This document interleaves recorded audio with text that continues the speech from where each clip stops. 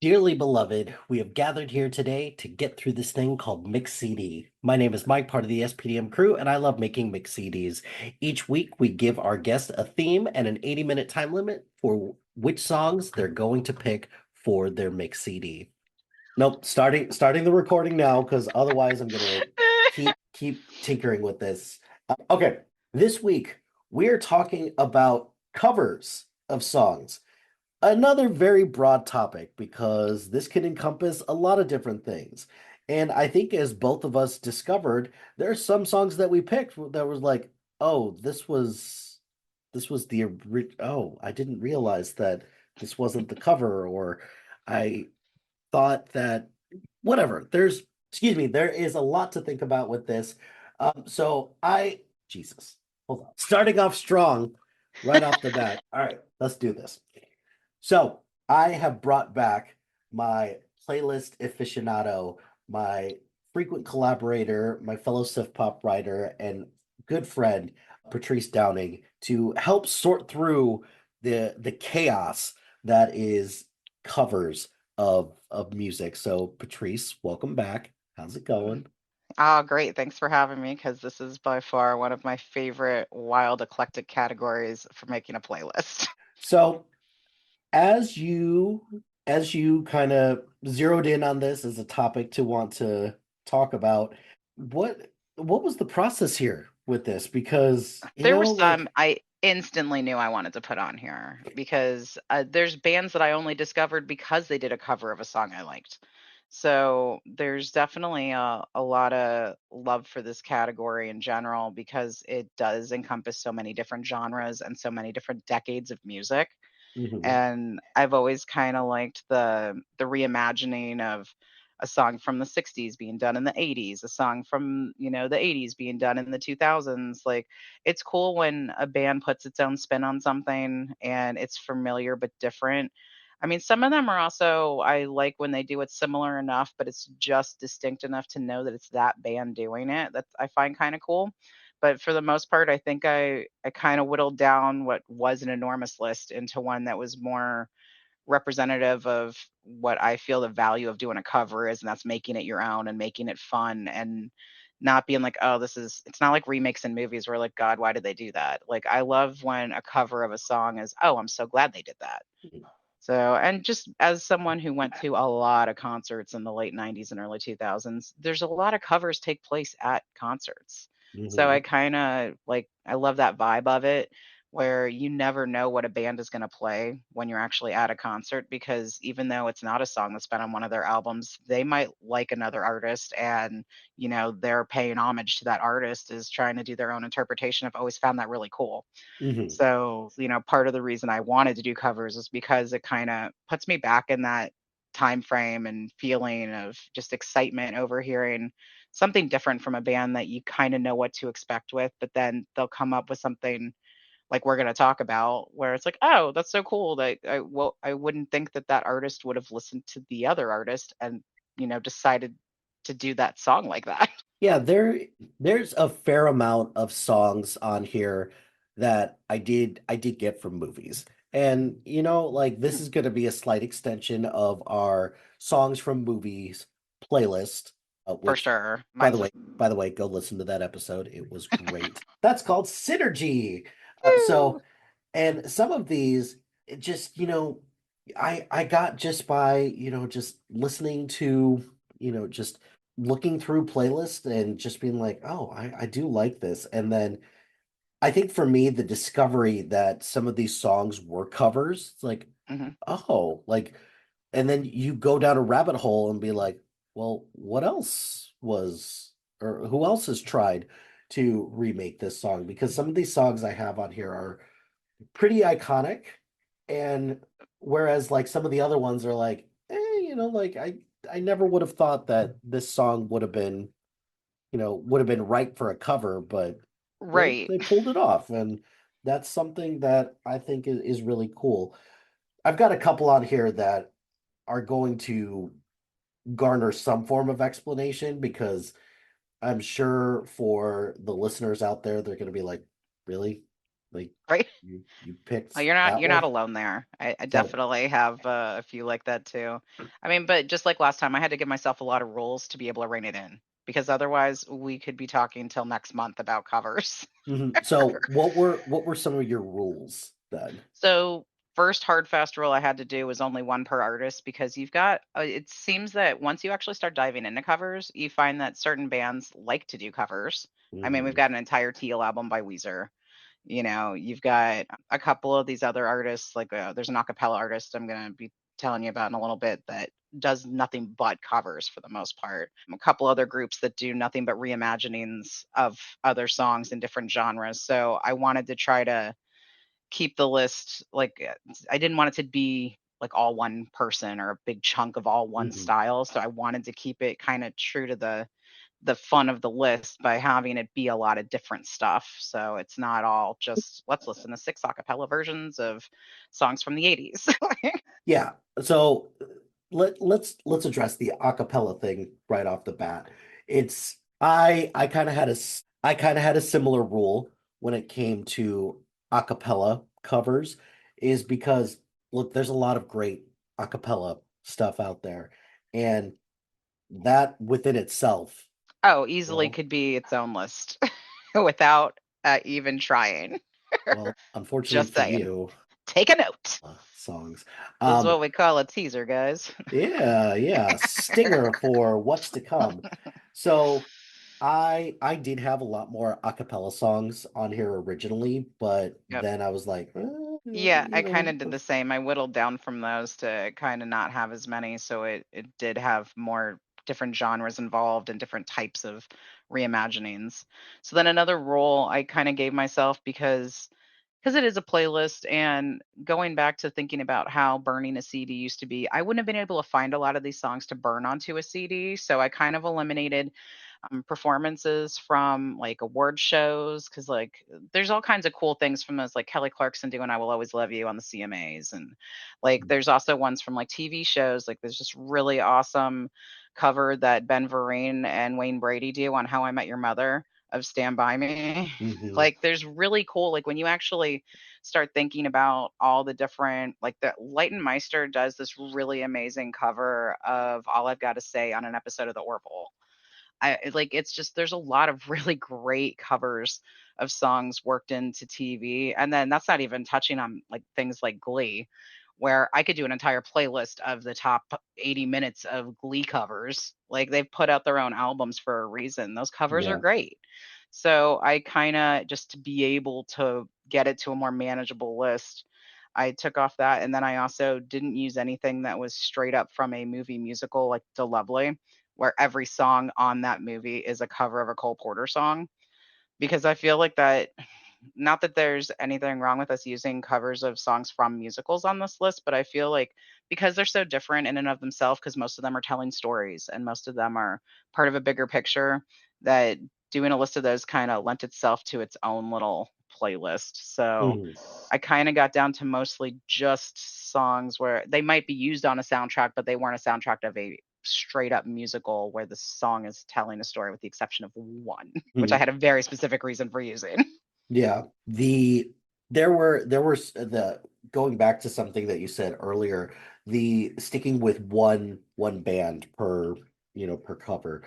So there was a couple on here that I had, and then in hindsight, like I ended up taking them all off because I was like, I can't choose between these. So bands like Boyce Avenue, who they mostly all they Mhm. do is acoustic covers and softer versions of songs, Yep. which I was like, I love all of these, but I can't pick. It's just too much. And then for like I narrowed it down and I said it needs to be on Spotify as well. Like Right. I can't just like want to add something into Mhm. Spotify, or I cannot, you know, I'm not going to take something from YouTube that Right. I really liked. So for example, one one cover that I think I found on YouTube or I think is available. or maybe I downloaded it somehow, legally or otherwise, I guess, was there's a version of Time After Time by Matchbox 20 Mhm. that, they just kind of riffed on during a concert. Like, oh, okay. That's that's cool.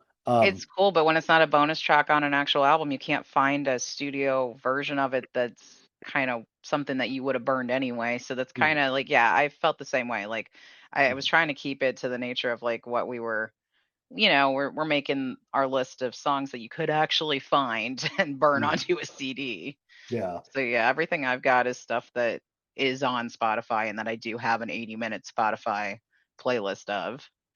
And then I guess the last criteria that I looked at for covers is that I I tried to find something that I have a story to. Like Mm, I didn't want to just be like we talked about this earlier. yeah, It's like the cover's good. I they did like a it. good cover. It's it's better than the original. All of these have some, significance or some story behind it. Hmm. So I didn't want to just be like, I like it. Right, It's yeah, I didn't want it to good. just be you and me sitting here saying, "Hey, they did a good cover of this. Hey, they did a good cover of this. Oh, you know what? They totally did a good cover of this too." Yeah, Yeah. So I'm glad we're both on the same page for with sure. that. My original list for this was pretty long, and I was talking to Patrice beforehand about last night before we recorded this. I was like, "Oh, I forgot about this," and then went down a rabbit hole and then fell asleep. And I ended up not editing. I'm, you know, editing it like on the fly. And like I started the recording because I'm like, I can't keep editing this because there's a lot to go through with this, which means that this could be right for a volume two. And For sure. that's, It's a big a-okay. cat. There's a lot of songs. It's a big category. So, all right. How many songs did you come up with? 21, baby. I got 20 in this case. So, I what a I got lucky on the length of a few where I was able to, and then I specifically, honestly, a couple of the hard cuts I made were like the Fugees covering "Killing Me Softly." That's over uh 5 minutes. I could I get two other, and if you it kept it, that's why you got 20 I and not 21. I did. We'll get to that All right. soon enough. So, all right, why don't you kick us off? Why don't you go Start with my with your first list of four, let's go with three. Let's three. start Okay. with your first group of three. So, So uh, what'd you pick? unsurprisingly, I'm starting off with a Smashing Pumpkins song from 1996. I found this song when the Airplane Flies High box set came out. My favorite song on that box set was on the Bullet with Butterfly Wings disc. The second song is a love ballad written by James Iha, who doesn't normally sing. It's usually Billy Corgan vocals. And Hmm. I listen to that song all the time. But the song that came after it was a cover of a Cars song from 1978 called "You're All I've Got Tonight." And I love Billy Corgan singing this song. I mean, he's got a very distinct voice. Yes, They've he got does. that, it's that very late 90s, like, alternative sound to it. The original's great, but I like how this feels very 90s and still the song. Like it's not like you're listening to it and not realizing that it's not their original song. Like if you're familiar with the songs from the 80s, like and you knew the Cars, like in the like from the late 70s, Hmm. then it's a cover. But I just like how I like how I found it accidentally and then ended up just accidentally listening to it all the time and loving it. So, because back when I got the CD, unless I had a remote for my CD player, I'm listening to the whole disc until I get up again. So Hmm. that's how I ended up listening to the song all the time because I typically start by listening to the song before it and Yeah. then just unless I got up or had it on repeat or something, I'm listening to this. So I thought it was kind of a fun way to find a song. But they have another cover that I had to cut. The first song I put on this playlist when we decided to do it was actually their cover of Landslide. But I felt like a lot of people have probably heard that and didn't really realize they have other covers. Like even on the box set, they have other covers that are just a fun rendition if you like Smashing Pumpkins and you like music of that time. Mm. So my All second right. one is like totally different too. Like here's where like this playlist is so cool. Like Hmm. they're just so wildly different from Okay. song to song. All right. Let's hear it. So my What do we got? next one, if you I I'm gonna guess you've probably heard of them, but maybe not everyone listening has. Scott Bradley's Postmodern Jukebox. Tell me you've heard of them. They're amazing. Oh my gosh, they've got hundreds of covers. They tour America, they tour Europe. They do covers of any song, like songs from 80s, 90s, today, whatever, but in styles from 20s, 30s. Like Oh, they'll do, so yeah, nope, it's, nope. oh my I've gosh, it's so cool. They're a huge group. They've got people coming in and doing a song with them all the time. It's a big ensemble of musicians of all kinds. They've got woodwinds, brass, violins. Scott Bradley plays the piano. He doesn't just arrange everything. They have tap dancers come in. So the tapping is actually part of the song when you listen to mhm, them this way. So, because it's such a huge variety involved, like it could sound like a Torch song, it could sound like a 20s Flapper song. Like it's just, they do really cool stuff with the arrangements on these. But my mhm. favorite from them is actually Wayne Brady doing Thriller. And it's so cool because it's a 1930s inspired version. It kind of looks like he's got a big band behind him with the old school like shells in front of them and stuff. And they've got two tap dancers that come out, and they're kind of dressed like 20s flappers zombies. Oh, And but the nice. tapping actually is like instrumental in the song. Mhm, So it's really cool. And if you've never heard of Postmodern Jukebox, it's really worth checking out. They've got some really cool videos online because they actually make the videos look like of the time that they're covering the song mhm, for. And a lot of people that like have been on, I don't watch any of those shows, but I found out that like American Idol, America's Got Talent kind of people like that have been on those. A lot of them have gone on to be singers and tour with them. So I know Haley Reinhardt's, I guess, probably the biggest name that's mhm. gone to be part of this group. So like she does all about that bass with two other singers and a Oh, guy who nice. plays the upright bass during the Oh, song. So that one's like a really fun one because you hear like the bass is the star of the song. right. But yeah, they're really cool. And they've got another chick. Her name's Gunhild Carling. She plays 10 different instruments in one song. And I would have picked that one, but being an audio only playlist, you wouldn't appreciate the fact that it's one woman playing every instrument and singing and tap dancing. And by the way, one of those instruments is the bagpipe. Like, this Jeez. isn't like she is wildly talented. She's one of those people that can play three trumpets at once. Oh my God. Like, and they have a That's lot of people like that throughout the course of the time they've been doing this. So mhm, it's really a rabbit hole that you will go so far down the first time you discover them because it's everything from like a torch sounding version of Radiohead's Creep to like, Britney Spears, Oops, I Did It Again being mm. sound like it's from the 30s. It's really cool. See, and something like that is so cool because you don't hear very many people doing stuff like that. So, and part of the reason why I started this podcast in the first place is the realization that I need to expand my musical taste a little bit as some of the people that I host trivia for on Wednesday nights are like, "Didn't you play this like already?" I'm like, "Probably because I've been hosting here for like 5 years, so like Right. inevitably I'm gonna repeat songs, but I need to expand a little bit in that respect. So this will hopefully be a pleasant discovery.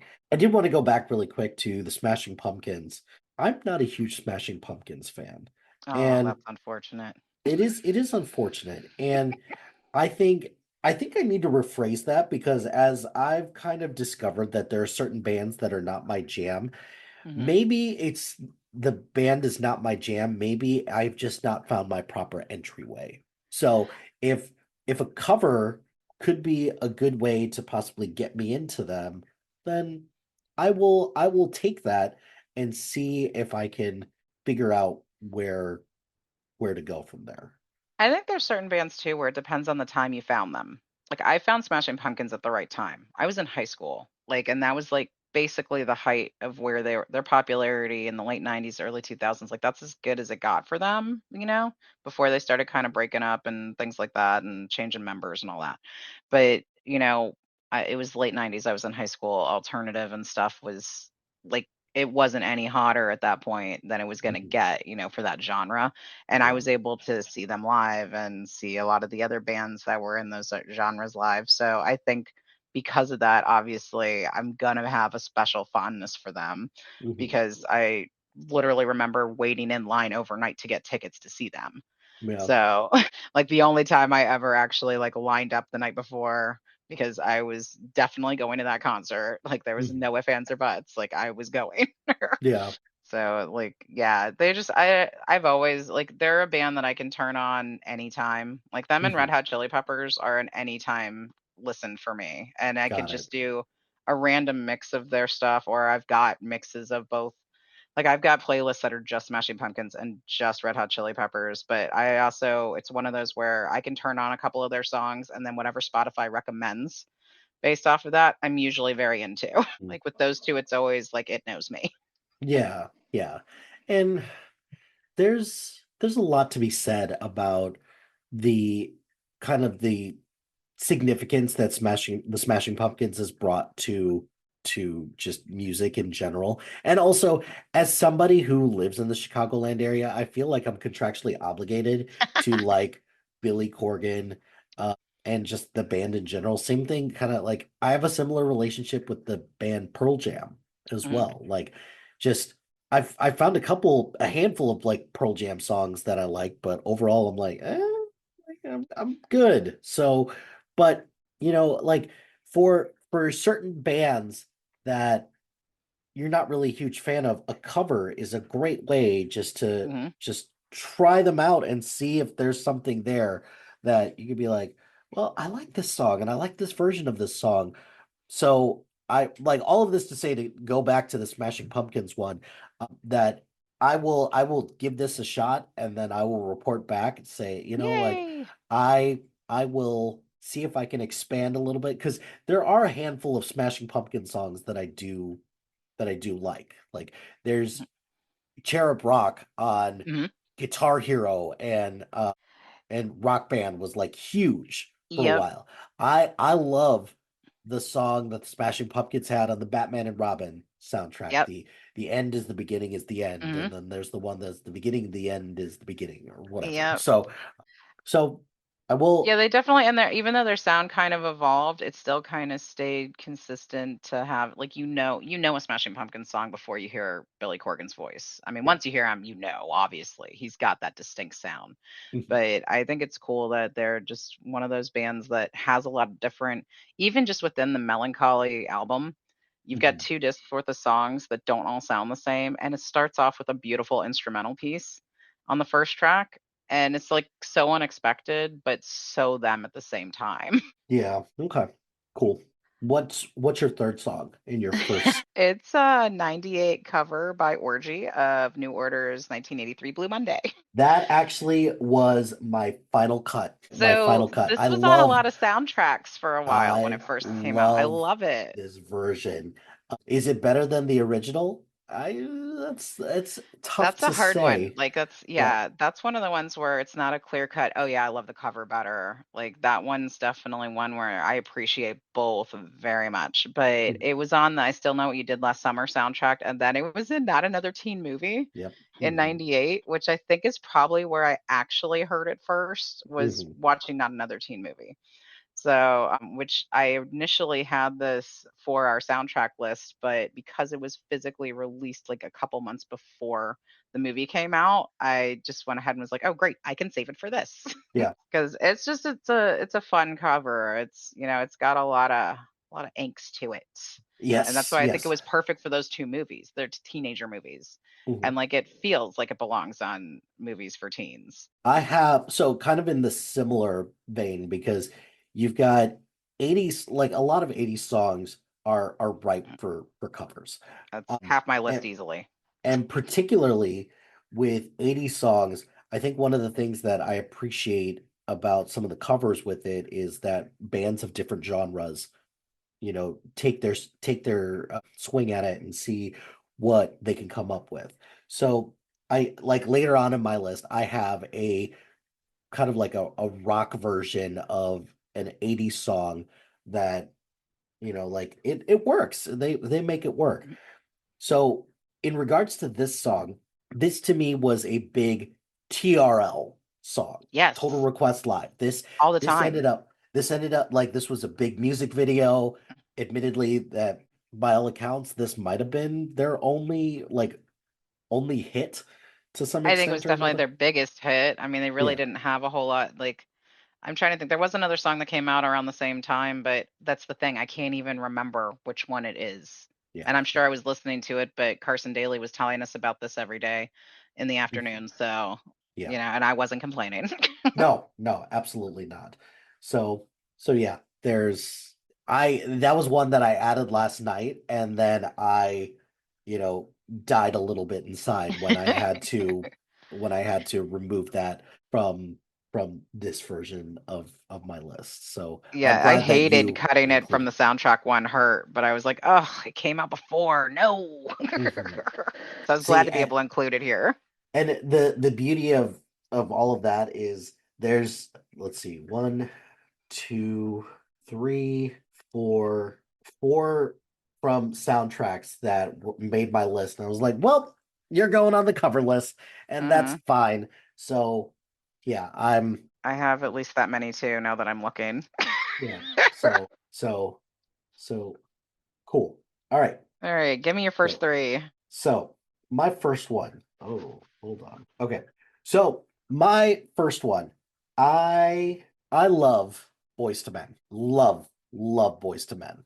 And when some people are like, the greatest boy band ever is NSYNC and Backstreet Boys, and all you millennials out there and Gen Zers who are like One Direction or the BTS or whatever. Yeah, they're Um, all letters. I don't I even I know d- their names I anymore. don't even know anymore. And here I am swooping in and be like, you know, Boys to Men, don't forget about them Oh my because gosh. they There were was great. nothing bigger. Like they were just like and they transcended everyone's like of a certain genre. Like I Mhm. don't know anyone that doesn't like Boys to Men.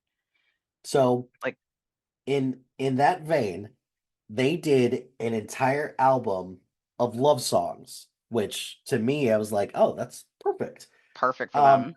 so the one that I ended up picking was their a cappella rendition because they can do a cappella versions Mhm. of lots of songs, but their version of Time After Time Mhm. is fantastic.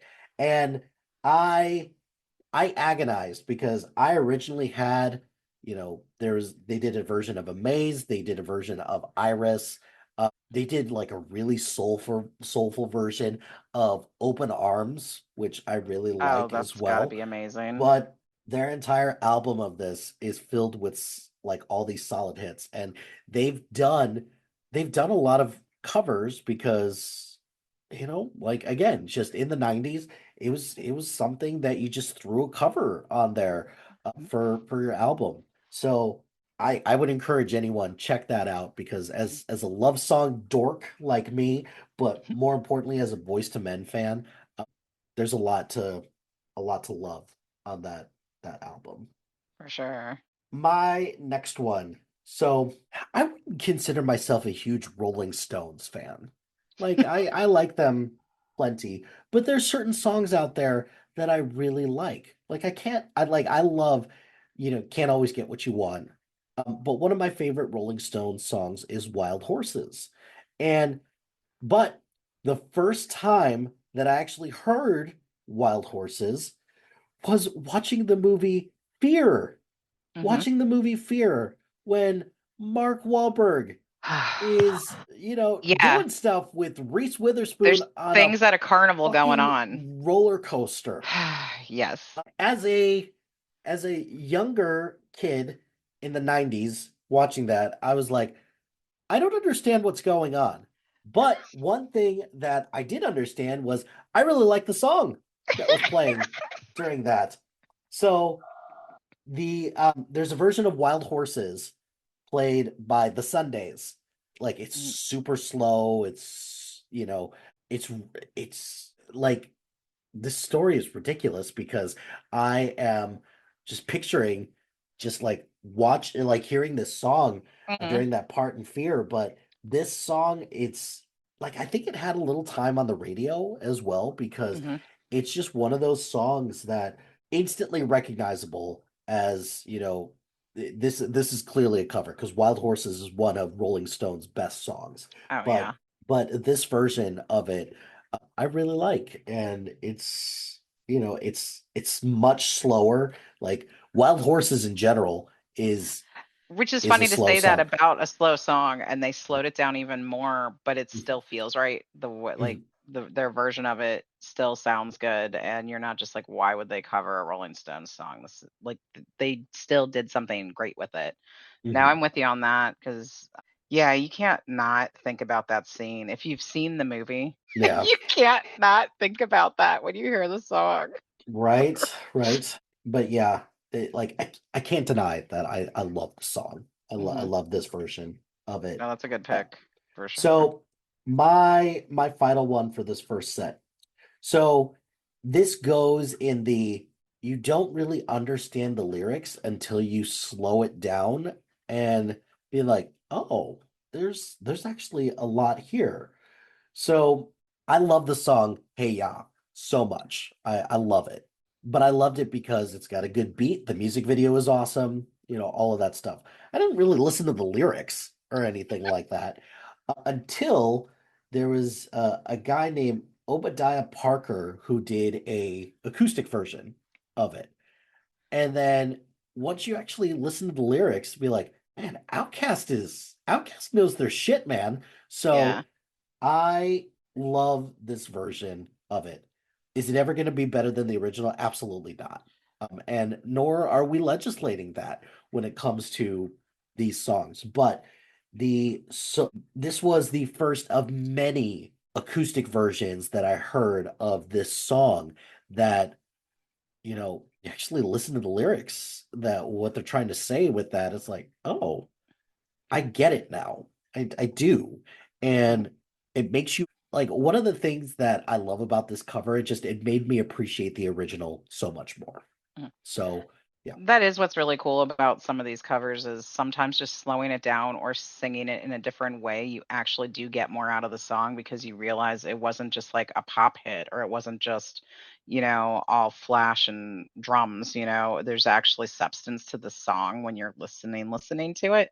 And I think Yeah. that's kind of the cool part about hearing it in a different way is it makes you listen to the lyrics more a lot of the time to make because I think subconsciously your brain is like, hey, wait, is this the same song? And your brain's like trying to translate like what's going on. You're like, oh yeah, that is. Like I already know these lyrics. And Yeah. it's pretty cool when that happens. All right. Give me your next three. All right. So my next one is from 2001, Alien Ant Farm covering Smooth Criminal. That was a Loved when hot this came out. I know not ever like loves. I people either love or hate this, and I know it's because it's Michael Jackson. Like a lot of people have strong feelings about covering such great iconic songs. But I think part of it is the music video. You can tell how much they truly love his music because there's so many hints and nods to all the different MJ stuff in that video. And I think it's a really fun interpretation of that time. Like it's very 2000s, It's but very like it's 2000s. so Absolutely. 2000s, just everything about it.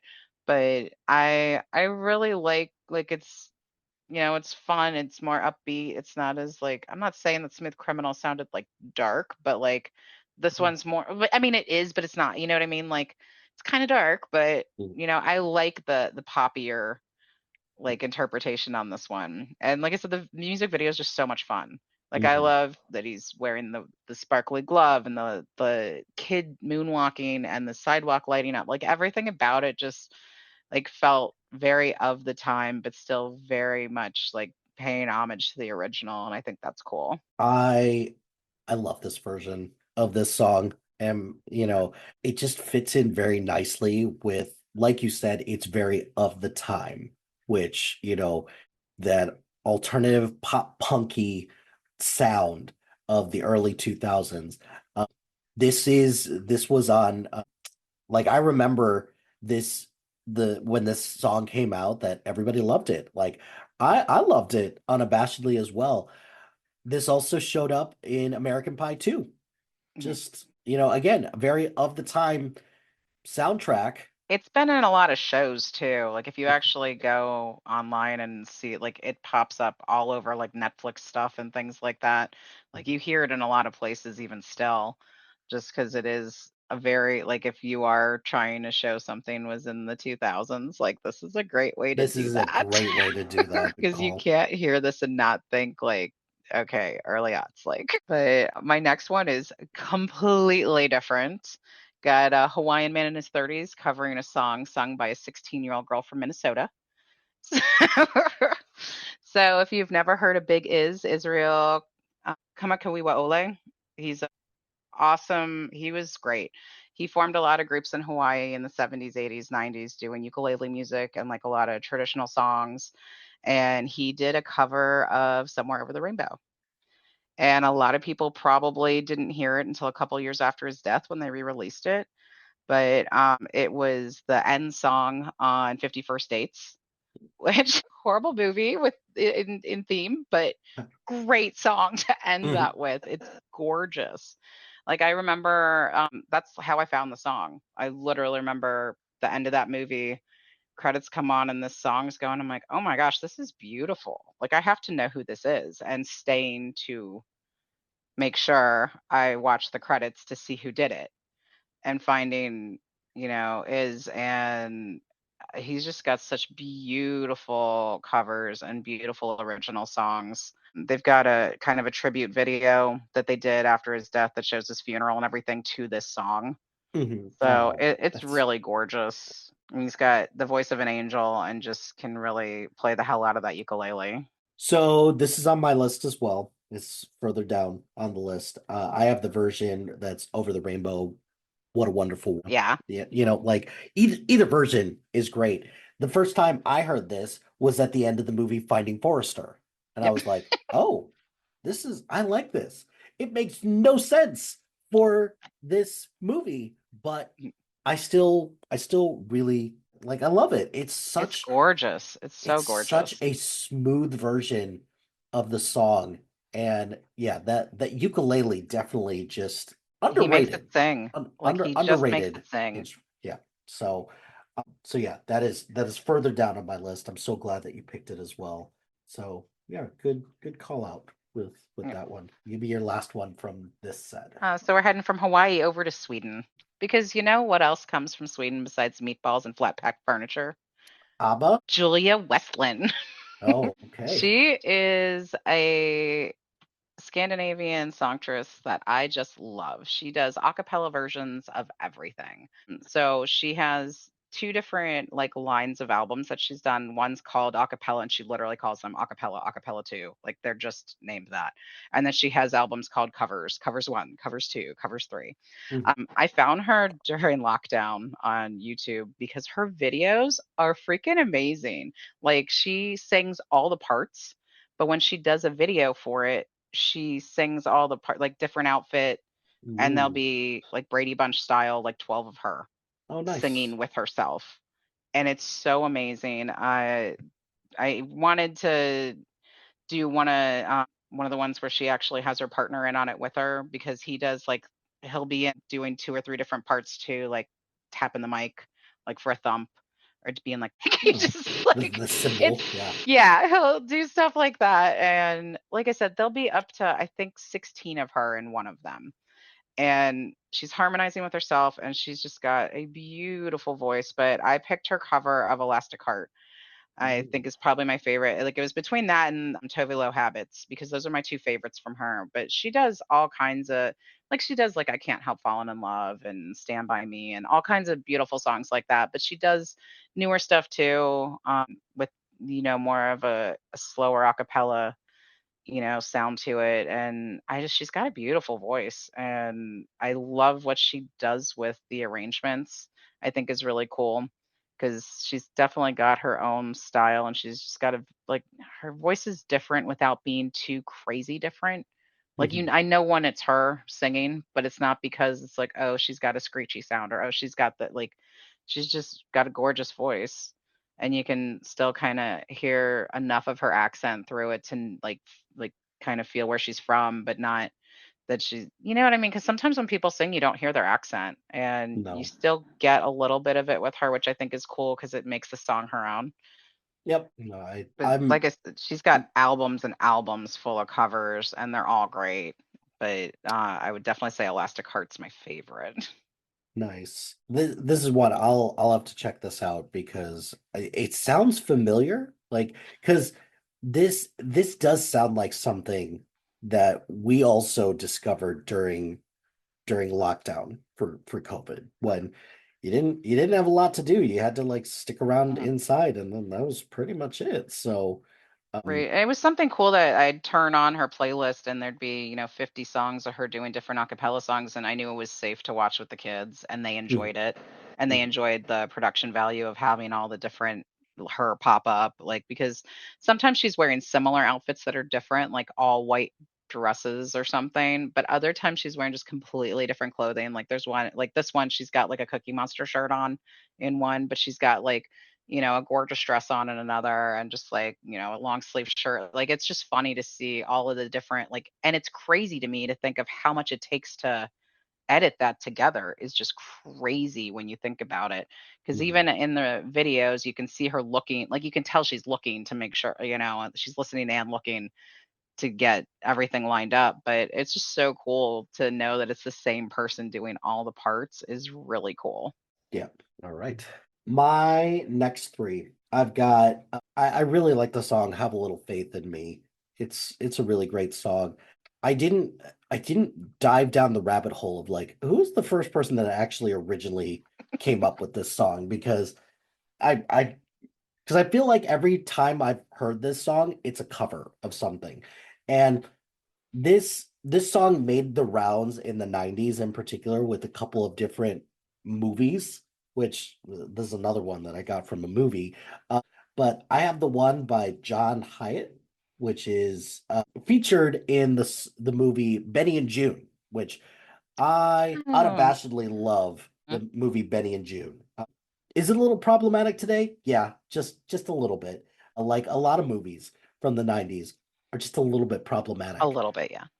But I really like the piano intro for this and just powerhouse vocal with this very gritty version. So like Jewel does a version during like in the same era of Have a Little Faith in Me from the Phenomenon soundtrack.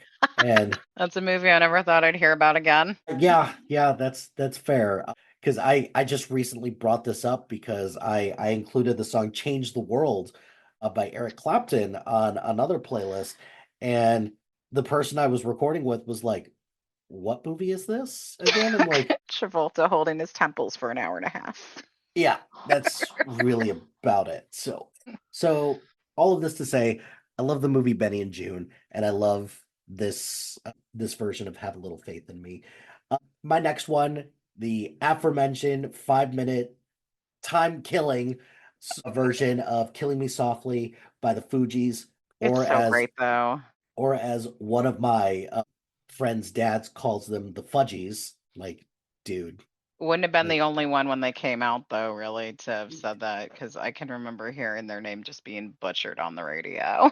so this is also not my first introduction to Lauryn Hill because I was one of those people who watched Sister Act 2 and Mhm. was like, who's Who is this this girl? person? Yeah. And why isn't she singing? Yep. Like, so she ended up in the Fugees, and we're all better for it because Oh my gosh, yeah. so this version, though, just I love this because the original version is great. It's like a, R&B, just straight through and through and everything like that. But the hip hop and the reggae influences that they have in this version is really good. I love the the those three, Praz and Wyclef Jean as well. They made just a lot of great music, and it was inevitable at some point that they were going to break up and they all do their individual things. Praz didn't do much. Like I love the song Ghetto Superstar so much from the Bulworth soundtrack. That Yes. was a hard cut I from our had that on my soundtracks. initial list for soundtracks too.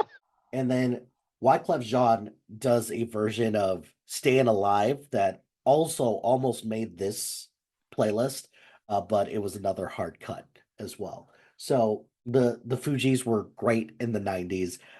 And it's too bad what happened to them. They had that one album that just soared Mm, for large part of the 90s, and then they just never really recaptured that, and then they mm. then they went their separate ways.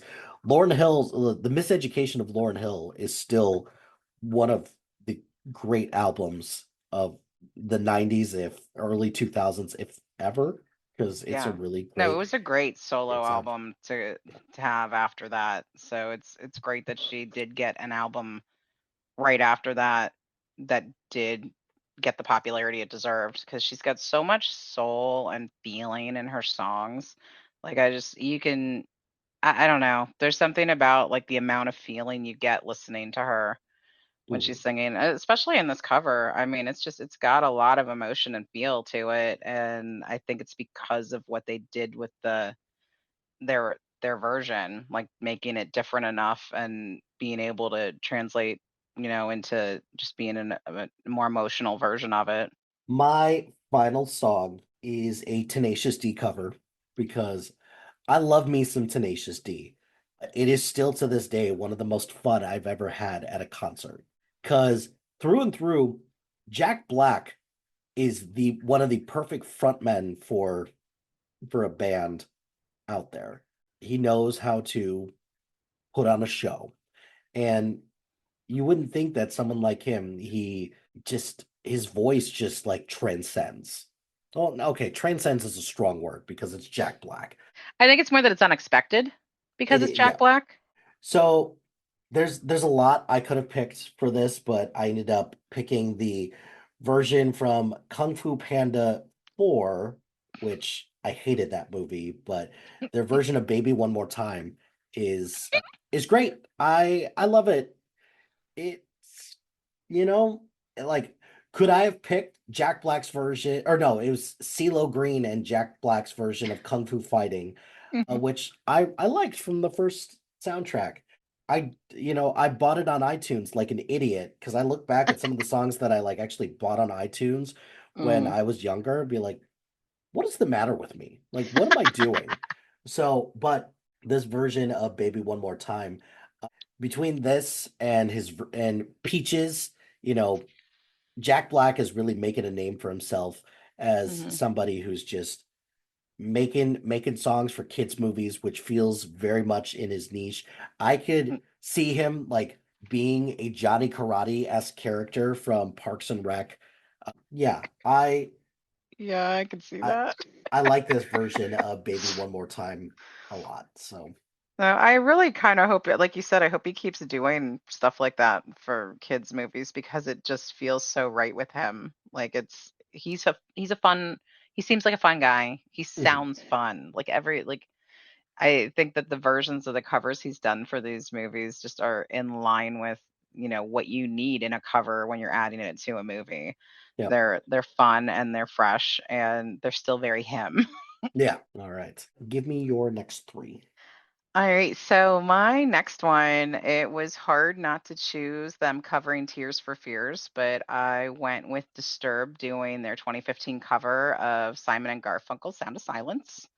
That It's was a hard actually cut been for the me. first song on my, like when I go for my bike rides, it's my warm-up song, like when Mm, I'm getting ready to leave, like because it kind of winds you into it. So it's been the first song on my workout mix for years. mhm. But I love David Draymond's voice because you can just hear emotion in it. It's not all just like kind of screeching, like shout. You get all the shouting, but like in this one, you really get to hear that he does have like the skills. And I love Disturbed anyway, but I love that they've done like all these covers. But Sound of Mhm. Silence has a lot of good covers of it because there's a Yes, it pentatonics does. version that I almost went with, but I was trying not to make like a whole list of acapella covers. Hmm. But yeah, I really like that. And it's so like unexpected. I mean, like Sound of Silence is from the 60s. It's Simon and Garfunkel. You would not expect, this like a hard rock band to do such a beautiful version of it, but still be so much their own. That's a good call out. This version of The Sound of Silence was a hard cut for me. Yeah, just well, and also so was the version by Anna Kendrick in Hmm. Trolls as well. I had both versions on this, and then the Anna Kendrick version got cut first because it was like I can't just have these be, all kids versions of Right? stuff from a Even soundtrack. though they're great. They're great, but this one was among one of the last ones to go, and it bummed me out a lot, but it is what it is. So my next one is also a cover of a song from the 60s. It's a Gloria Jones song from 1964. You may have heard of it, Tainted Love. Did it in the 80s. Mhm. And it kind of started the whole synth electronica sound that would really define like new wave kind of music. So it really is a cool song to, first off, that it's a cover, but that it started kind of defining that genre. Mhm. But I still just remember the first time I clearly remember hearing the song was actually on the Coneheads, the movie. They're in this car in that convertible driving down the street and they're singing it and like throwing their hands up. Like it's just Like, a fun song, and a lot of other people have covered it. I mean, the Marilyn Manson version is awesome too. And what's mhm, even crazier is that was also from Not Another Teen Movie. Like, what an insane soundtrack that movie had, because it also had a mhm. cover of Mandy that I almost put on here Oh, that was really nice. good. But yeah, I mean, Chris Evans is in the music video for the Marilyn Manson Tainted Love. Like, how crazy is that to think about? Like, wrap your head around that one for a minute. What And it's not what just a clips from the movie, they actually acted parts for just the video. what a world we live in, right? Right? Like he was reprising his role as Jake Weiler. Who would have thought that that would have been his first thing that he got to reprise a role I for? know, right? Like And not Captain America. No, he was Jake Weiler twice, yeah, which is just nuts. nice. Okay. So then my last one in this three is a 2006 cover by, let me describe this band to you the way they are described on Wikipedia. A goth metal band from Milan, India. Italy. Ugh. A goth metal band from Milan, Italy. They're called Lacuna Coil, and they Oh, do a cover of Depeche Mode's "Enjoy the Silence." But they also did a lot of covers for Guitar Hero. So yes, they did. probably heard them. I'm trying to think specifically which one they did, but I know they've got a couple. Like Closer, I think they did for Guitar Hero. I feel like there were more, but I'm almost positive they did Closer. Yeah, yeah, that one's in Guitar Hero 3. And Their lead singer, Christina Scabia, has such a cool voice, and like some of the vocals, like she's backing herself up, on the album versions. There's also some male backup vocals. So they just have a really cool sound. So it's a cool cover. They do other covers too on the one album. They've got, I think, three or four covers, but this one's by far my favorite.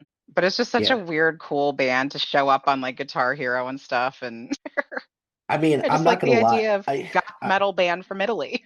I'm not gonna lie, I could probably do an entire cover or an entire playlist of songs like these are the songs I discovered on Guitar Hero, and I Mhm. am a rock band for all those people or the select few Right, people yes. out there who play DJ Hero or Yeah. Piano Well, even Warrior, the whatever Just it's called. Dance had a bunch of covers too, because they didn't use the like licensed versions of the songs. There's Right. a lot of cool covers on that too.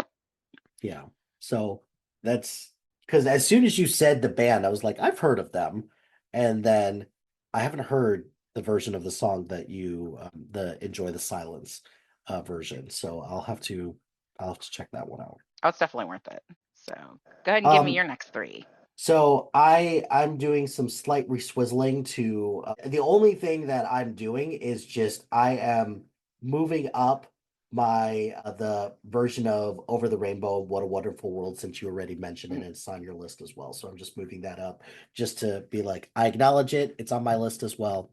So hooray! We have Yay! commonality. This next one, okay, okay. Like many people, I doom scroll on TikTok because we all do it. Like if you don't, like, hey, it's just like this recent voting campaign that says like, hey, they're not gonna know who you voted for. It's the same thing, like nobody's gonna know what you're doom scrolling on TikTok, or whatever, unless like you follow a bunch of people that like you end up like doom scrolling on. But one thing that just randomly came up one day is this guy who does Viking versions of certain Dude, songs. I think you're about to take one of mine. Well, we'll see.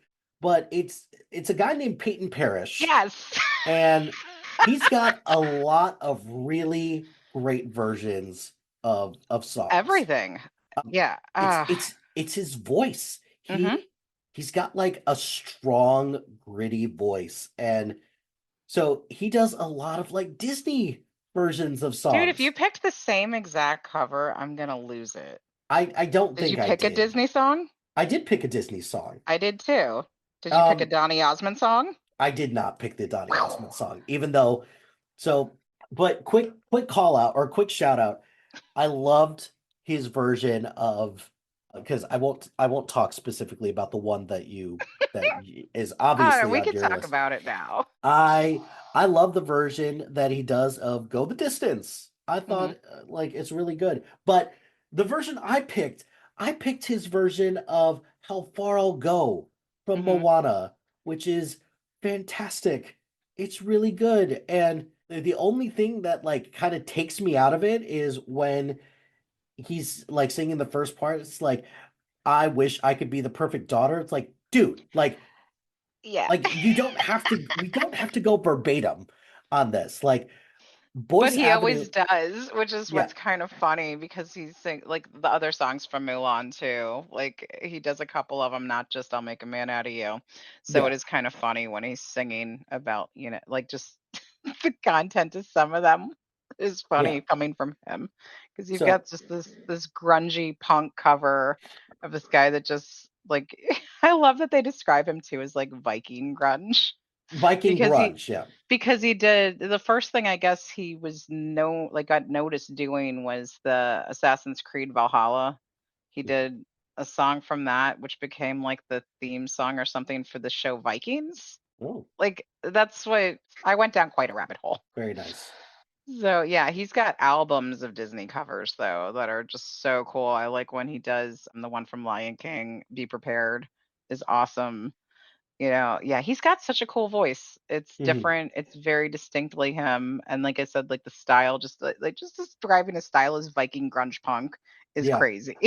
I'm very glad that we have somebody like Peyton Parrish to be a champion for Viking grunge music. Punk. So because he doesn't just do Disney songs. He also does a Mhm, version of This Is Me from The Greatest Showman that I really mhm. enjoy as well. But this one, my daughter and I first listened to this and she was like, "Wait, is this from Moana?" And I was like, "Yes." And she was like, "Turn it off." No. I was like, "Okay, I get that." But I listened to it. I played it at trivia one day and people were like, "Is this from?" Right? Yeah. So shout out to Peyton Parrish. For Not gonna sure. lie, I have a lot of ones that I really enjoy. Peyton Parrish was not the artist that I thought we were gonna overlap on, That's though. so crazy. I know, Like, right? I thought for sure you'd be like, who's this guy? nope, That's nope. so out of everyone that would be the overlap.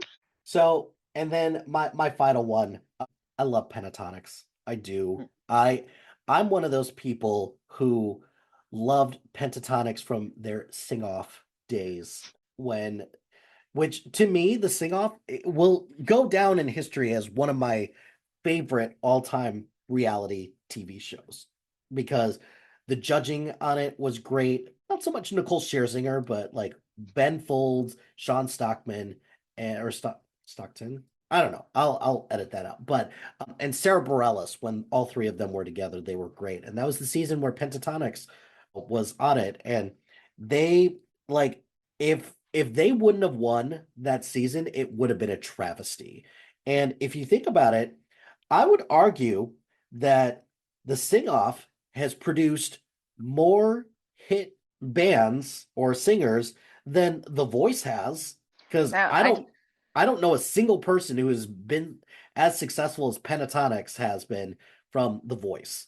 Like you can't argue with the results from American Idol with like Kelly Clarkson Oh yeah. and well, Kelly Clarkson, Kelly but Clarkson, yeah. Hey, Clay Aiken had a year. He's got Clay a great Clay Aiken he's got a great had Christmas album. he also ran for Congress or Right. ran for like and But like and for all those people who are like, well, what about Carrie Underwood? It's like, yeah, okay, okay. that's fine. But it was hard to narrow down a pentatonic song because I could we could make a whole playlist I of could pentatonics definitely have 80 minutes of them. of covers because they pump out music like it's their job. You could do a specific version of Pentatonic's Christmas Yeah, songs I was about to that say their Christmas album is just so great. That's actually the first time I'd ever heard them. Was they? I guess it must have been because they won or whatever. Because I don't watch any of the shows, but like well, because I they're always watch garbage. the, That's why. I yeah, but I always watch like the Disney like Christmas special, like where they do around all the parks and stuff. And typically they tend to have winners from shows like that they're kind of pumping after a win. And Pentatonics was one of them when they were opening Galactic Star Cruiser and all that down here. Mm, The when all the what's it called? The Star Wars whatever's Edge down here when it opened, they were one of the acts that opened it on the like it was crazy because I'm like, who are these guys? And then I started looking, I'm like, oh my gosh, they're amazing. mm, Like, they sound so cool. yeah. So that's the first time I was ever exposed to them was like on a Disney special. So the what I ended up picking for them because I could have easily picked some of their versions from the sing off that they did, but I didn't want to do that because that was one of my rules at the end of the day was I'm not picking any versions from reality competition Yep, shows. Like I just again, that could be another playlist on its own, for but sure. I didn't do that. So I ended up picking one of their mashups, their version of New Rules and Are You That Somebody, which Nice. is great. First of all, I love the song Are You That Somebody? Does it make sense to have that song in the Dr. Dolittle soundtrack, the Eddie Murphy version? No, absolutely not. Did I love that music video when it came out? Yes, because that was huge. That was Hmm. another TRL song. So, but I recognized the beat immediately when this song came up on my YouTube feed. And I was like, oh, what is this? I know this. And I go and listen and it was like, oh, okay. And Pentatonics has always been really great about layering songs together, unexpected mashups, and Hmm. just making it work. Yes, this also kind of did bum me out a little bit because this was the first time that their original bass player wasn't on, or the bass singer wasn't actually on this song. But it was like, oh, this bass singer is fantastic as well. He's really great. So so yes, New Rules and Are You That Somebody? Love this version. Love Pentatonics. Go listen to their stuff. Yeah, for sure. They're great. All right. What is your next three? So my next one is from 2003, no doubt, covering the 1984 Talk Talk song "It's My Life." I actually really like the original.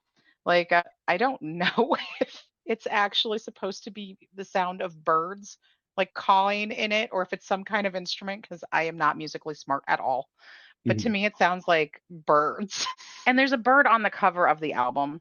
So, like, I feel like it could actually be birds, but I like the No Doubt version. I love the video for this one with her going to court and be like, in the jumpsuit and jumping across out of the box in court and stuff. Like, I like No Doubt. Like I've liked them from the beginning. I was totally bummed when they got bumped off as the opening act when I saw Bush back in the mid 90s. That was a No. real like I was so disappointed because it wasn't something we knew ahead of time. And they'd been touring like all summer together. And I was like, oh my God, I'm going to see No Doubt and Bush. This is so great Mhm. because it's when her and Gavin were still married. And then all of a sudden they switched it to be Veruca Salt, which was still fun, but not No Doubt. It's So not, no doubt. never got to see them live, which was a little disappointing. But yeah, I love this cover. I mean, they've done a couple other ones. Like they were on the Zoolander soundtrack doing Donna Summer. Like they've done a lot of fun, like quirky little covers, but I like this one being part of like a proper album for them. And it feels like a choice the right choice for them, like doing an 80s song Like it's just it feels like it's on point for them, especially at that time in their career. So it's a fun one and I like it. But my next one is kind of okay. So Weezer's done a lot of covers, right? Like Yes, they have. Rivers can sing anything, but they've got this cover that they did with Haley Williams from Paramore singing a song from a 1979 movie that was sung by a frog, Rainbow Connection. That's great It's pick. This is a it's great pick. such a cool version. I like that.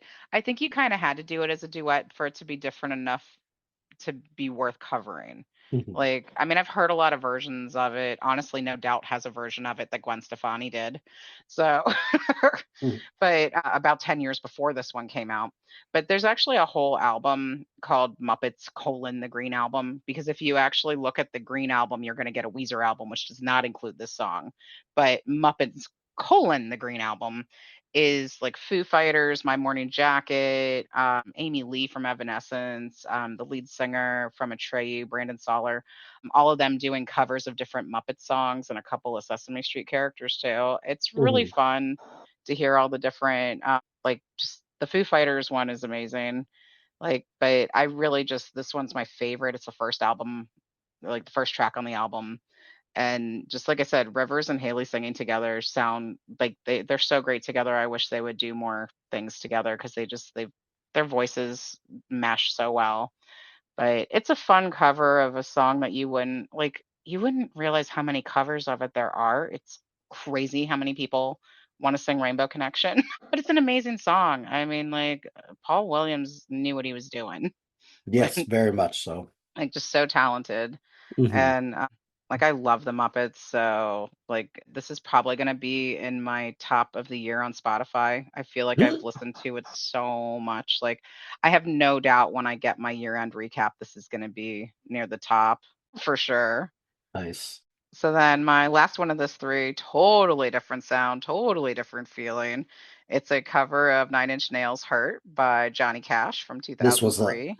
this was a hard cut. Very like very Dude was hard cut. 71 when he covered this, and you can hear the frailty in his voice, but he's still just like you can hear the pain, you can hear the like just it's I love it. It's got such a great sound to it when he did it. Like I don't know.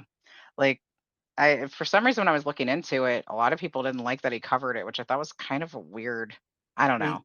Wait. Like there was like literally the first three articles that came up were like controversy over. I'm like, what Oh, the like? It was literally the last thing the dude recorded. It I was like I did hear that it was controversial, but also but it felt like spot on. right.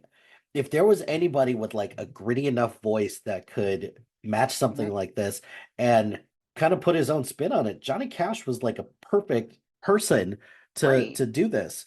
Like to me also, like this will all that song will always remind me of the first trailer for the movie Logan as well, when it's like, oh, this fits Which is perfectly. perfect. Like seriously, could not be a more perfect mesh of artist and song for a movie. Like that is like spot on. Like a great addition to that soundtrack. Yeah. So that's the great pick. I love that song. I love that version of that song. And all those people who thought that it was controversial for like bad reasons, get Yeah, over yourself. Honestly, exactly. Like artists, let artists art, you know? Mhm. And it was his last song, like, let's just let him rest in peace, Yeah. and, like, I'm glad that that was his like, honestly, like, if you're gonna have a last song, I'm glad that it was one that turned out so well, like, Mhm. that the rendition was good. Because if it would've been so sad if, like, the last thing that was released, like, posthumously for him was, like, a bad cover of a song. Yeah. So, yeah. All right. My next three, and this is where I finally did do a little bit of rearranging because these all are country versions Oh, of wow. songs. I didn't realize that I had three, but I do. So here we go. The first one is the most generic of the ones. It is the version of Walking in Memphis by Lone Star, which Oh, it yeah. doesn't really sound different or anything like that. It just sounds twangy. That's it.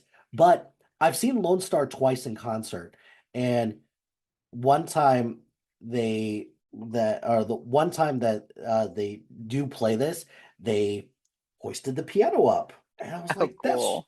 that's really cool. So I love Lone Star. It's no secret, but this version, it's the pretty generic version. Like when we talk about covers, this is probably as generic as I get when it comes to just a cover version of a song. Uh, still enjoy the original, but I do like this one as well.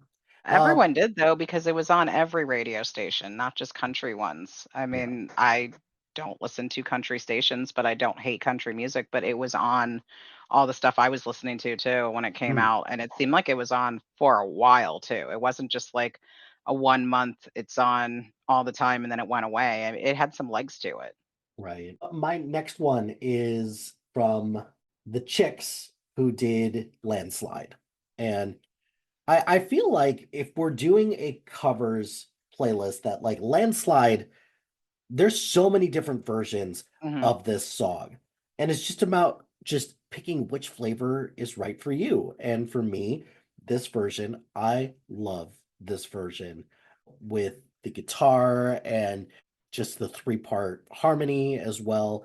So, yeah, the No, that's a great pick. I honestly was on my initial like huge list. Like I had put it on there, but I'm like, obviously I'm not going to choose landslide. So it mhm, was one of my first cuts just because I was like, well, I'm definitely keeping Smashing Pumpkins. And then it's funny that I ended up cutting their version too. mhm, But yeah, I'm like I said, not totally in the country, but I've always enjoyed this version. They performed it on something I couldn't tell you what, but that's the first time I heard it, and I didn't realize it was actually, like, on one of their albums at the time, mhm. but I do remember actually burning it onto a CD at one point. It was on one of the many verbatims piled up by my desk. Oh man, verbatim. Huh. Very, very nice. Yeah. That's a good pull. Oh, Um, yeah. So my last one, this is the version of a song that is like drastically different from the original because I don't I don't take Michael Jackson covers lightly when it comes to music. And we talked about the Alien Ant Farm version. I don't know your feelings about the Fallout version or Fallout Boy version of Beat It, but it's It's it's not bad. Like, honestly, I'm not a huge fan of them, but I did kind of enjoy the cover that they did of that. It might be one of the only ones I of their songs that I've actually listened to more than once, quite honestly. Yeah.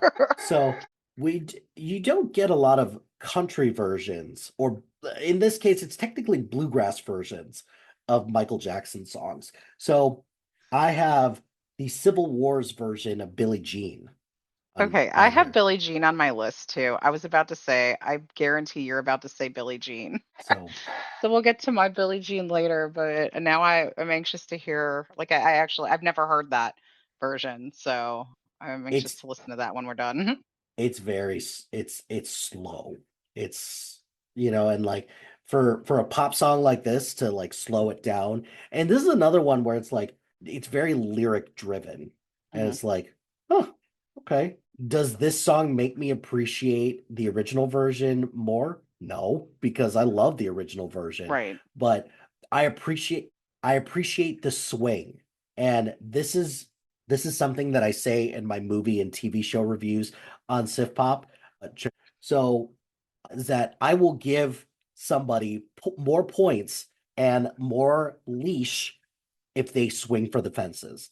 And if Mhm. they come up short, I will give them credit for that as opposed to doing a straight remake of something kind of like what Walking in Memphis is, unfortunately. But this No, version I'm of with Billie you. I Jean like is when cool. people try something different, and sometimes it works, sometimes it doesn't. Sometimes we get amazing results, and Mhm. we'd never know if like artists didn't, have the guts to try because it's so easy now to think like it's got to be so hard to be an artist now, right? With social media and everything because if you try something and it sucks, like everyone's going to tell you you suck. And Mhm. it's like, look, I tried, I have talent, it didn't work out. So I really do appreciate when they try something like vastly different from either their comfort zone or try to make something that's just so different from their usual and make it their own. So that's a pretty awesome pick. I like it. All right, give me your next three. So my next one, I don't feel like everyone knows it's a cover, even though, and I know part of that's probably just from the time I was born. I heard the original first, Mhm. but we've got Tears for Fears 1982 song Mad World being covered by Gary Jules in 2001. And I think that he did an amazing rendition with Michael Andrews.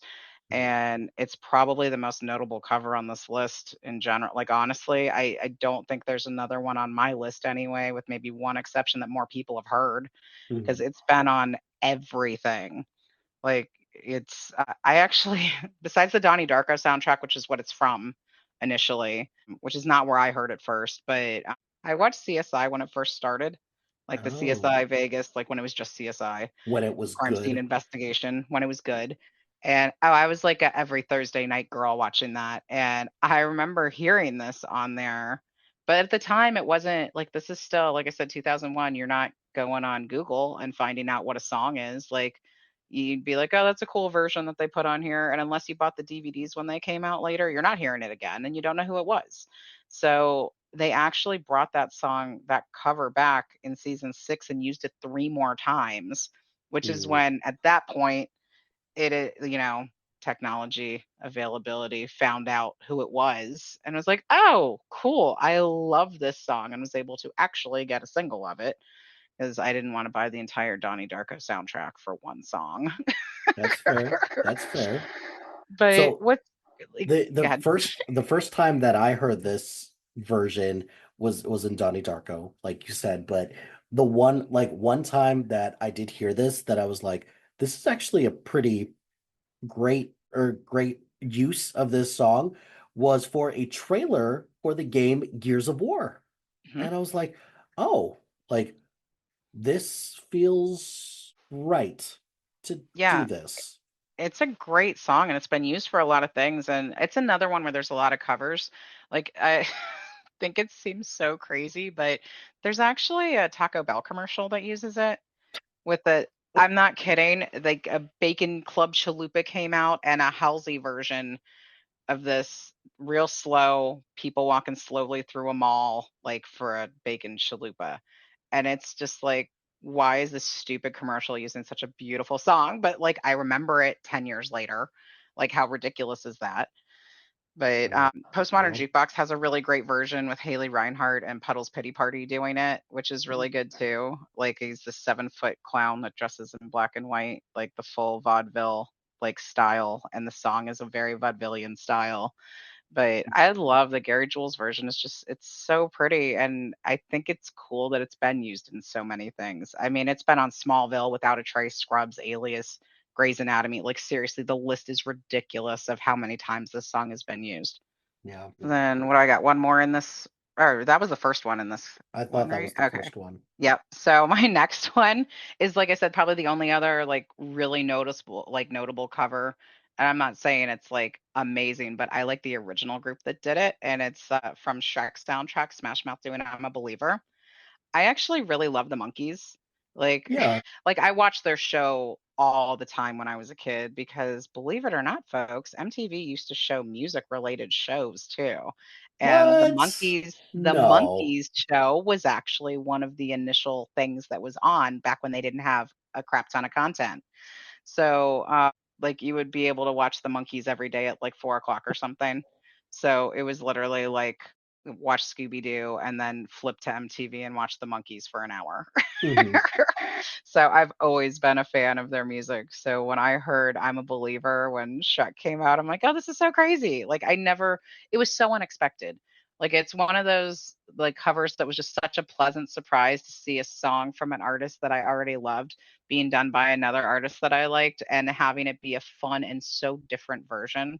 Like, it's still upbeat and happy, but it's like definitely so different. That's another one. It's of the time, because Yeah, very much it's, so, you know, and I feel bad because I feel like Smash Mouth got reduced a little bit because of from doing all the like, soundtrack songs. yeah, Yeah, which is too bad because like still appreciate what Smash Mouth brought to the table when it came to music. And there's a lot of songs from the Shrek soundtrack or soundtracks Yeah. that could have been included on this because like Oh, for I sure. alluded to last week or Mhm. not last week during our music one that the version of Rufus Wainwright's Hallelujah is on Yep.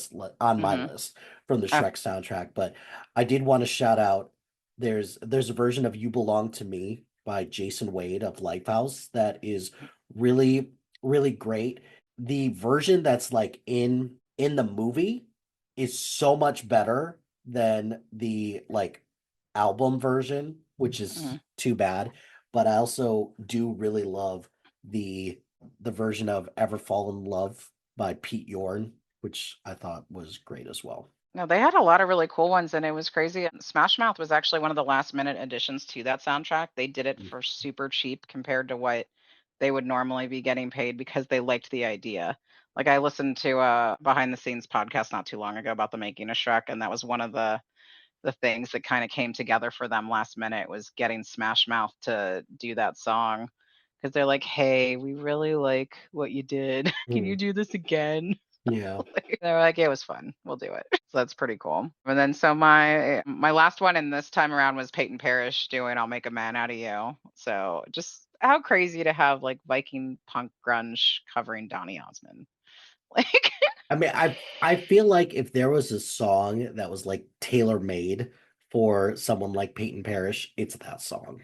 yeah, So, I think that's like of all of his, like this one feels like the most right because when he's singing those lyrics, they don't feel out of place. And a lot of the ones he does, even though they sound great, the lyrics can sound funny. So that's yeah, why I really like this version. And Mulan's one of my favorites, and I absolutely adore the soundtrack from it. So it was fun to discover Peyton Parrish and have him do all these cool songs from movies that I love. I believe Peyton Parrish made both of our lists, but I hey, like seriously though, like there's I'm just still floored by that being such an overlap because he's so obscure. yeah. So as I mentioned, Rufus Wainwright's version of Hallelujah from Shrek. Could have picked a lot of versions of this song, but I ended up picking this one. So nothing more to say about that. My next one is a rendition of "I Will Survive" by Cake. Of all the artists Love it. to do a Hmm. cover of this song and in such a kind of quirky and just different way. Yeah. This was a hard cut for me. I had it on my initial list because I remember when that album came out and didn't know this was on it when I bought it because I got it for Going the Distance, I Yeah. think was the main song that had come out on that album. It was either that or was it their first album that had this on it or their second one? Because I remember going to get the album and then being surprised this was on it because there was only one song they had because it was either that or Short Skirt, Long Jacket. Because I went for a specific song and then discovered this and was like, oh, this is so cool that they did I Will Survive. Because it was one of those where when you see it on the track list, you're like, oh, they just have a song called I Will Survive. And you don't expect it to actually be the cover. Right. Like I remember thinking like, okay, cool. Like, because when you used to get a CD when you didn't know what was on it, you'd look and like, okay, you'd see all these names and you might pick a name that sounded funny or interesting. But this was one where I 100% was not expecting it to be a cover and was pleasantly surprised because it is such a cool version. Like you're right, it's different, it's quirky. Like because it's like it kind of stops and starts almost. Like, it's not like, I don't wanna say it's not smooth because it is a song and it's musical, but it does kinda it feels like like how they're singing and everything, it's just, like, jumpy, but in a good way. Yeah. Yeah. Let's see. I've got one more. Okay. So, look, I understand that the UB40 version of Can't Help Falling in Love with You is not like the definitive version for most people because it's not the Elvis version. And I understand that. This is my definitive version of the song. I love this version of this. It's very 90s, it's very Oh my of the gosh, time. yes. And considering that UB40, like most of their hits are covers of stuff, because between this and Red Red Wine and Baby I Love Your Way, which is sometimes not incorrectly associated with them, but it's by somebody else. But I love this version of Can't Help Falling in Love with You. It is it's so different from the original version. It's very poppy and ska-y reggae It sounding, yeah. just a mashup of all these different things. I first heard this song when I think it was either a trailer, it was in the movie Fools Rush In. Yep. So, but yeah, I really like I'm this. pretty sure it was all over the trailer because you could not stop hearing that song when the movie came out. Hmm. And you're right, it is so different. It's so funny how a song that's been covered by so many amazing artists can still find something different to do with it so many years later. Because you got to figure this song had been being covered for 30 years at that point. Hmm. Because I mean, it'd been covered almost from the beginning. So the fact that you get a cappella versions, you get, instrumental versions, you get so many versions of the song, and then to have UB40 do that and have it still just be so drastically different is Hmm. kind of crazy and cool. Yeah, agreed. All right. What is your next three?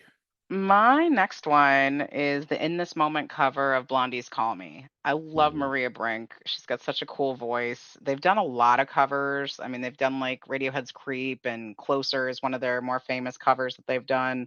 They've got an awesome version of In the Air Tonight, but I think this is one of the first covers I ever heard them do, and I think it's probably one of their first actual songs I remember, like, associating with the band, Mhm. and it's really cool because it's, like, hard and upbeat, and like I said, I just love Maria Brink's voice. She's so cool. She's done a lot of cool duets with, like, other bands, and like I just always enjoy when I hear her doing anything. So like that, but this version, like I love, like it's a Blondie song. It's fun, and to have it have this like hard rock cover is really neat because Mhm. again, they're different, but they're still very much the same vibe going on with it. So I like that it's one of those that's the same but yet so different. So my next one's like totally crazy different too. So and it was also the first song I heard from this artist. So back in the 80s, launching a soap star from Australia to stardom was Kylie Minogue doing Locomotion, a song from the 60s by Little Eva. Mhm. I think it's so crazy. Like, that song was 20 years old at that point. She's really only known for being on, a soap opera at this point in her career. And, she's like, I'm going to launch a singing career. Let's Yeah. cover like like just I want to like I'd love to know what room she's sitting in with someone that's like, "Hey, you know what song you should do?" Yeah. Like it's such an odd choice. But it's like so associated with the 80s though if you think about it. Like that and It physical, like well, and it's funny because she didn't like really break out until like the early 2000s with right, like here at least, yeah. Like no one I didn't really like I knew the song and everything. Like she had done other covers, but yeah, you didn't really notice her until 2000s, which is crazy. Mhm. So, it's just funny that she did a couple of covers in the 80s and like kind of got her career going, but like 20 years later like we're kind of hearing about her in America again. But yeah, she's got like I like her vibe and I like that it stayed kind of 80s, Yeah. which is kind of cool cuz I love Mhm. 80s stuff. So, I kind of always appreciated that even her newer stuff was still kind of it had that hint of 80s to it. And it's like fun, bouncy music. I've got several of her songs on like workout mixes and stuff because they just kind of pump you up and keep you going. So, and my next one is where I actually do have my Billie Jean cover, but I did the Chris Cornell one, which is Uh, amazing. And I actually had a hard time choosing between his cover of Billie Jean and his cover of Prince's Nothing Compares because both of them are amazing. mhm. He had such a great voice, just such a talent. And I love all the acoustic stuff that he was kind of doing there near the end of his career. He's got a lot of cool acoustic versions of different stuff, but the Billie Jean one, you can really just hear the lyrics more in this one. It's just him and a guitar. It's awesome. Yeah, that's great, great pick. Like Chris Cornell is another one. I don't want to say I don't like him. It's just I don't actively listen to him, but I appreciate all the stuff that, if it happens to come on, I will always listen to it. And yeah, just I mean, he did one of my favorite Bond songs because I love the Casino Royale. Like, I thought that was a great kickoff to like the Daniel Craig era of Bond. I mean, we talked about it last time, but yeah, I love his sound and I liked the like not just the sound of his voice, but the sound of his music being like distinctive and again very much of that kind of time in alternative like rock kind of sound. Mhm. But yeah, and all the different things he did with the different groups did it with, and then that, like I said, the end of his career with the doing a lot of this acoustic solo stuff was great. Yeah. So what have you got left? Because I got three more. All right. I got five left, so I'll do my next three, and then you do your last three, and then I got my last two. So, Okay. okay. So all three of these are related to movies because of course they are. Because why wouldn't So they be with us? So I mentioned before, when you mentioned Orgy's Blue Monday, that I had a song on here that was a rock version, like a alternative version of a 80s song, and I have In the Air Tonight by Non-Point. And Good pick. it's so different from the original version. And I first saw this in the Coach Carter sound, or I don't think it was on the album, but it was in the It's like the trailer. Yeah, I think it And was like the music inspired by because it's not actually on the official soundtrack, I don't think, because I have it on one of my Spotify playlists and it's not from the soundtrack, mhm, which is weird because I swear that's where I remembered hearing it too. yeah. So love this version. It's really good. Like this is one where like if you're looking to get pumped up, like yeah, this is a good one to And pick. with so many covers of that song, it's another one that it's cool to find a different version. Because Yeah. like I said, even though In This Moment did it, it wasn't vastly different from the Phil Mhm, Collins version. Like it right. was cool, but it wasn't like, oh, this is so different. It still was kind of slow and like I could still see Crockett and Tubbs like cruising the Miami Strip while listening to it. Yeah. Whereas this one's definitely different. Yeah. So my next one of my favorite movies of all time is 10 Things I Hate About You. I love 10 Things I Hate About You. And it's the soundtrack is filled with all kinds of covers. Yep. And I ended up picking the Letters to Cleo version of I Want You to Want Me, which that's another one that has been done like a zillion different times.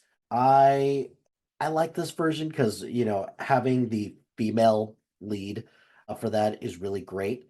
But like would I have picked another version from this, or would I have picked another version of this song, or of this from this soundtrack From the if it was soundtrack. Yeah. available on Spotify? Probably, but I did want to include that because I do love 10 Things I Hate About You, and I do love that Hmm. album too.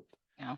No, that had a great soundtrack for Hmm. sure. An unexpectedly good movie, like honestly. Unexpected good movie, and Like also, I can still watch that anytime and not be like, why am I watching this teen movie from the 90s? Like I well, love it.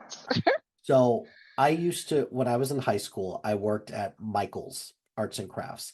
And in the break room, we had a TV, one of those old tube TVs that are like on the rolling cart with the VCR. That like And hums even when it's off. yep. And we had three movies that we could watch. Two of them were training videos, and one was 10 Things I Hate About. So, and the funny thing is that everybody would watch it so much that whenever you would put it in, it was always at a different part. And like, That's awesome. Yeah, that so movie came out right after I had read Taming of the Shrew, so it was kind of perfect for me good timing. because I Yeah. was like, "Yay! I actually understand the story better now. Yeah. It's been So related to me." so you mentioned a rule where you said you're not going to pick any songs that were like musical renditions. And all three of my next three songs break that rule. Like, Well, like I said, I broke it with Peyton Parrish because I do consider a song from a Disney like that's a musical in my yeah, opinion. yeah. But yeah, I So, was just it was like one of the only ways to kill a big chunk of my list without being like agonizing over what song to hit. mhm, yeah.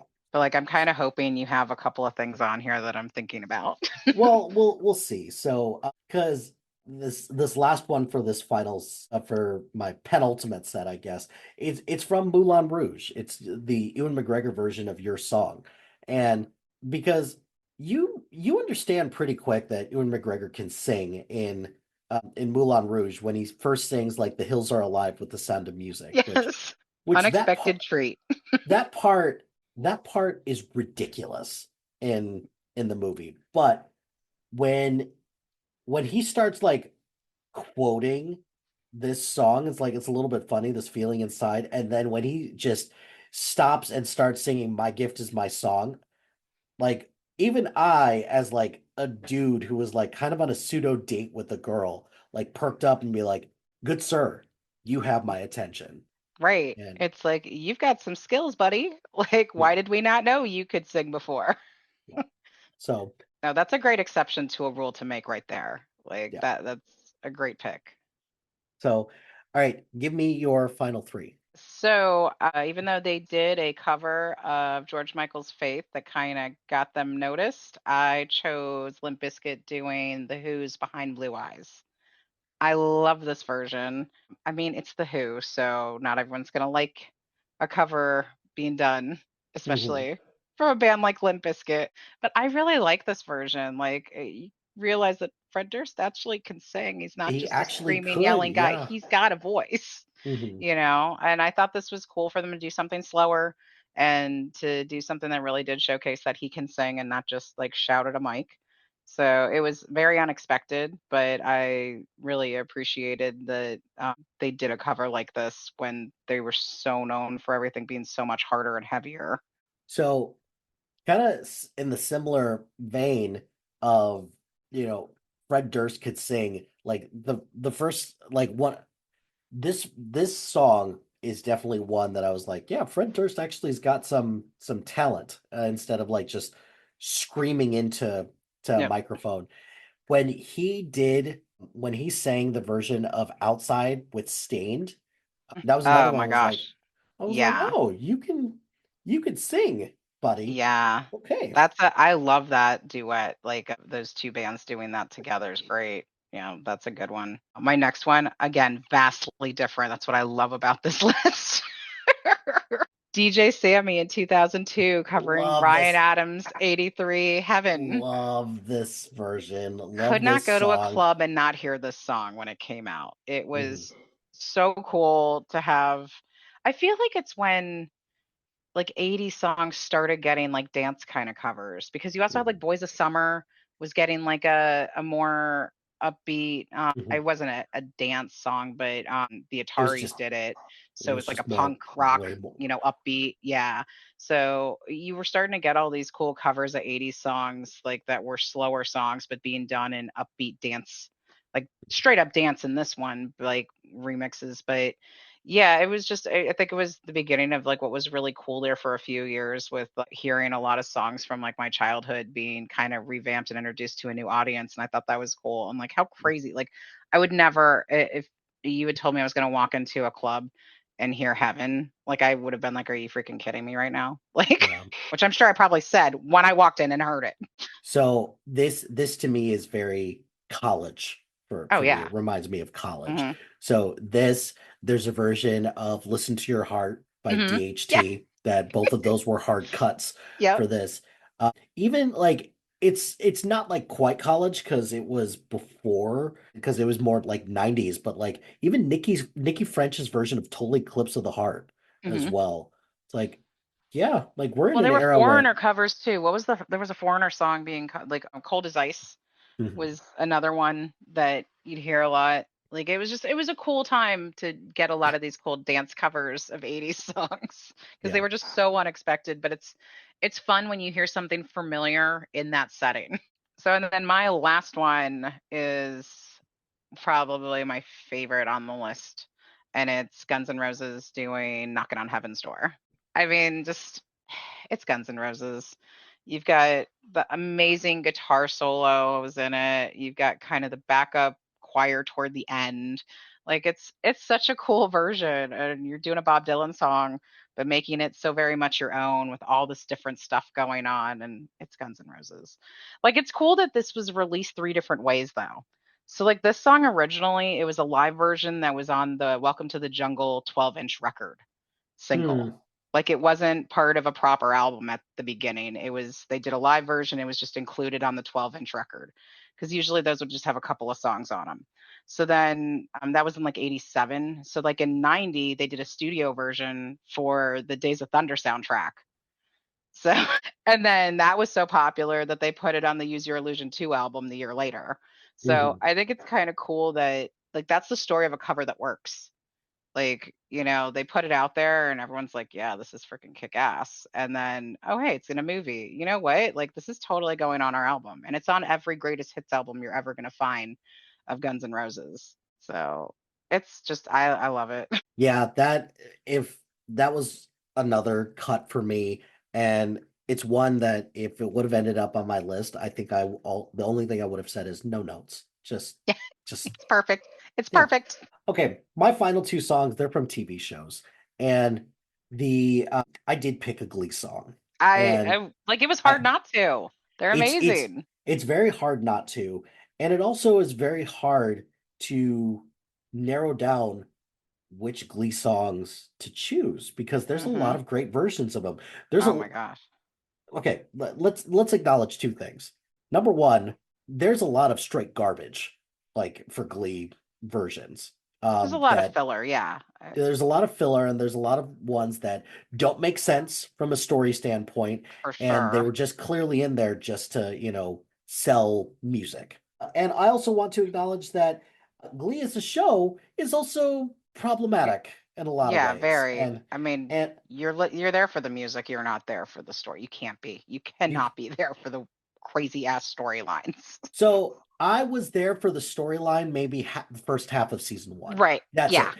And then from there, like I feel like Glee, it's a show where they realized, oh, everyone's here for the music. Let's just focus on mhm, that. And then they had to spend all the money on that.